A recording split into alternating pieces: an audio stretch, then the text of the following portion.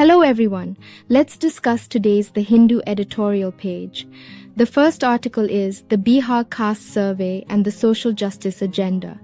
In this article, the writer says that the Bihar government has taken two historic steps to move ahead of other states and the central government on the long road to social justice.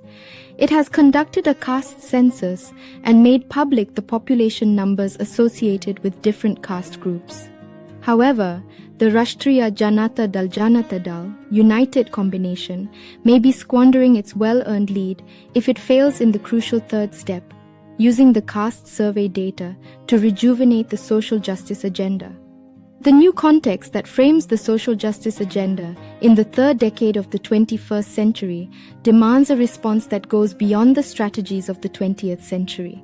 This new context has four main dimensions: providing decent work, an authoritarian regime built around a personality cult focused on a single leader, and an ideological hegemony. The first dimension is the global economic situation, where neoliberal policies have repositioned states as market enablers while severely constraining their social welfare capabilities. The hard fact is that despite 4 decades of market-friendly policies, the formal sector of the Indian economy offers less than 8% of all jobs. While reservation remains relevant as a mode of providing representation to marginalized groups, it is hopelessly inadequate as a means for reducing caste inequalities. The challenge is to imagine new ways of providing decent work on a mass scale. The second dimension is the arrival of an overt and aggressive northern Indian Hindu upper caste hegemony in the form of the ideology called Hindutva. This hegemony itself is not new, but the modern version is the opposite in each of these respects. Today, we have a violently anti-secular, unabashedly crony-capitalist form of dominance that insists not only on one nation, one leader, and one religion, but also on there being one and only one way of being Hindu, or even of being Indian.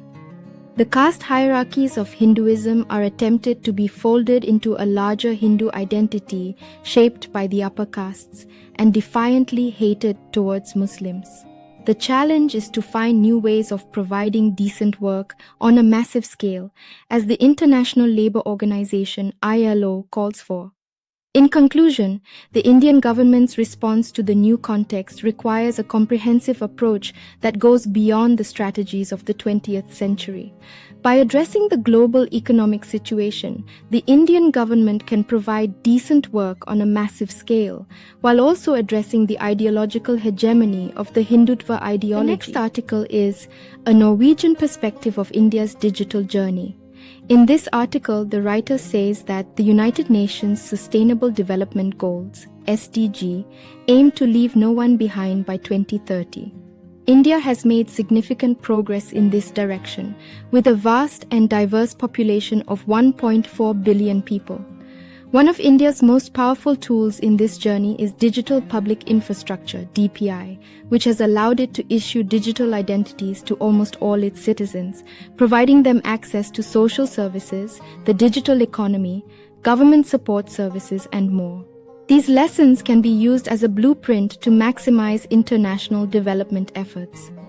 India's role in accelerating the digital public goods agenda is evident in its role in getting all G20 countries to agree to the G20 framework for systems of digital public infrastructure.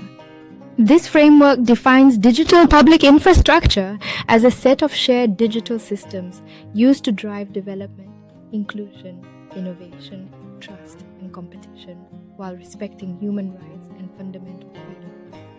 Over 97 million people in countries as diverse as Morocco, Togo, Sri Lanka, and the Philippines have received an ID through the Bangalore-developed Open Source ID Source System, or MOSIP, Modular Open Source Identity Platform.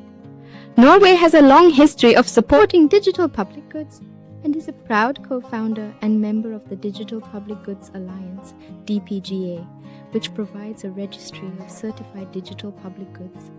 Norway recently pledged to become a front-runner country in the 50 and 5 campaign, which was launched last week by the DPGA, the United Nations Development Programme, and others In this campaign, countries pledged to make at least one national digital good available globally in the next 5 years. The Norwegian perspective is that if taxpayers are paying for the development of national systems that can be shared without creating scarcity or competition, then the default should be that it should be released globally as a digital public good.